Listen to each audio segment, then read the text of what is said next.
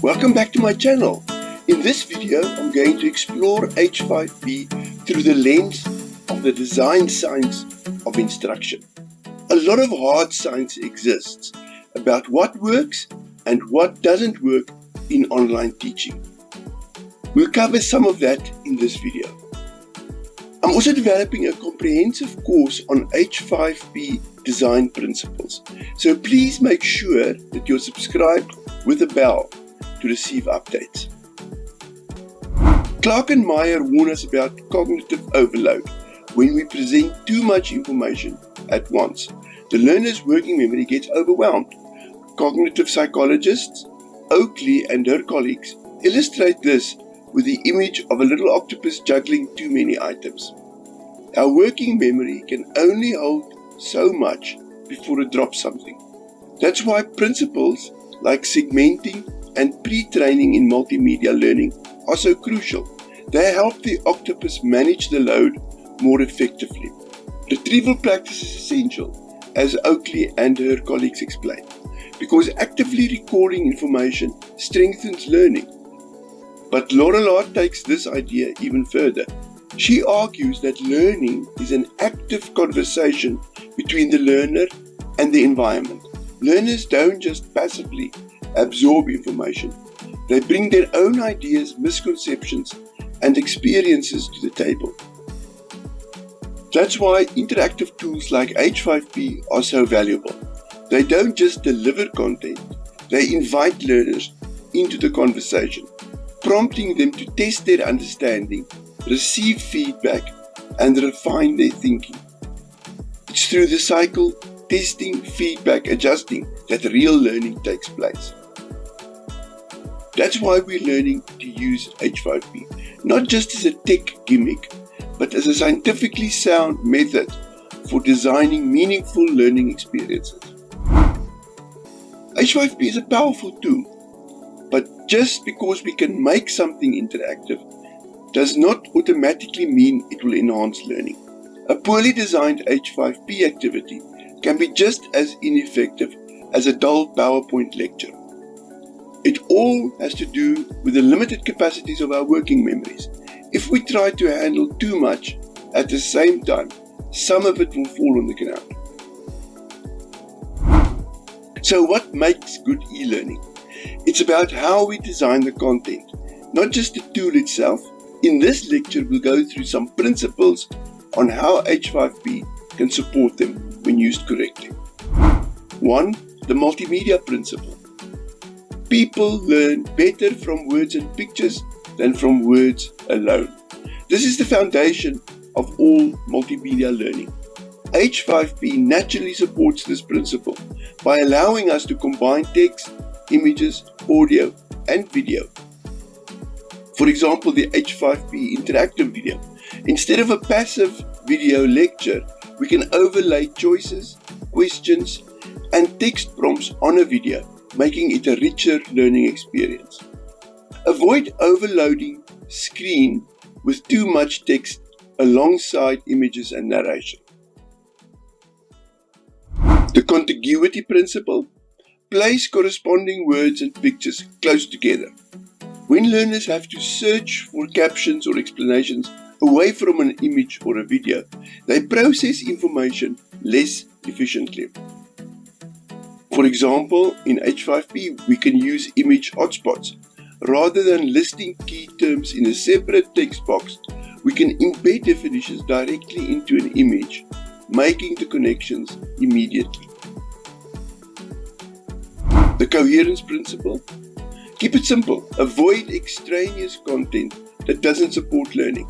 This principle reminds us to eliminate distractions, excessive background noise, flashy animations, or unrelated images. In the H5P example, we must use interactive presentations. H5P allows us to layer information progressively. Instead of overwhelming learners with everything at once, we can reveal only what is needed, when it is needed. For example, the accordion interaction. Avoid gratuitous images and sound effects. The modality principle. Use relevant graphics explained by audio narration to communicate content. Don't use graphics narration and text. This principle suggests that learners process spoken explanations more effectively than reading text while looking at visuals. Don't force learners to read text on screen while listening to narration at the same time. Instead, pair images with narration rather than narration with long on-screen text.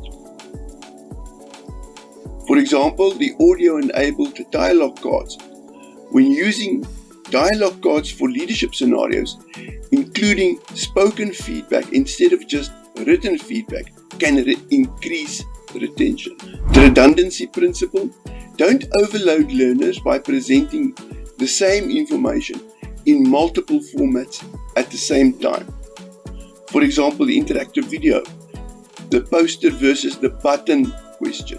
Using posters instead of buttons and pausing the video to display questions ensures learners focus on a single element at a time, rather than being distracted by too many options.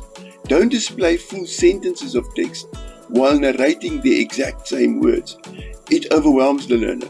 Instead, use concise key phrases on screen to support spoken explanations. The personalization principle. People learn better when the tone is conversational rather than formal. Learners engage more when content feels personal. In the H5P example, when we use branching scenarios, instead of a dry theoretical case study, we can personalize the experience by letting learners make leadership decisions in a simulated workplace by placing themselves in the shoes of the character in the branching scenario. Avoid cold, passive, third-person phrasing. Use first and second-person language. Like, what would you do next? Not, what should Alex do next? The segmenting principle. Break learning into smaller chunks for better processing. Rather than one long lecture, breaking content into digestible sections improves understanding. In H5P, for example, we use column interactivities and accordion. The column and accordion interactivities let us present related content types together, but still breaks them up visually for easier processing. Use videos with crossroads interactions as menus to segment lengthy video content. Don't cram all the quiz questions at the end of an H5P interactivity. Spread them out to reinforce learning progressively. The pre-training principle. Teach key terms and concepts before moving to more complex learning. In H5P, we use drag the words pre-test. Before an interactive leadership case study, we use MCQ activity with well thought out feedback to introduce key leadership styles first. The feedback then gives some pre-training. Don't assume learners already know technical terms. Build foundational knowledge early. The feedback principle. Immediate, meaningful feedback improves learning. In H5P, we use multiple choice with explanatory feedback. Rather than just marking answers as correct or incorrect, we must explain why the correct answer is correct and why the incorrect answer, even if it was not selected, is incorrect. Don't just say incorrect, try again. Give guidance on how to improve. Also, don't say, well done, you know your work. An ego boost takes the focus away from the task and spotlights the student. Say why the choice is correct. The practice principle. People recall better when they actively practice what they've learned. We use multiple H5P interactivities to achieve this. For example, multiple hotspots.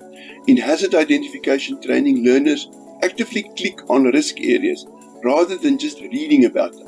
Don't let learners passively watch or read. Give them opportunities to interact. So there you have it. H5P and the science of instruction. The principles I mentioned here are just a few of the principles revealed by the science of instruction. H5P is a powerful tool, but it's the expert teacher using the tool, not the tool itself, that makes learning effective. Use these principles to enhance, not just decorate your content. The next time you create an H5P interactivity, think, am I following the science of instruction, or am I just making things look cool? Sometimes I violate some of these principles, and where I do, please send me a message and let me know. In the next lecture, we'll apply these principles to our first interactive project. Thanks for watching. Please remember to subscribe. What is your favorite H5P interactivity? What H5P challenges do you have? Please let me know in the comments below. I promise to get back to you.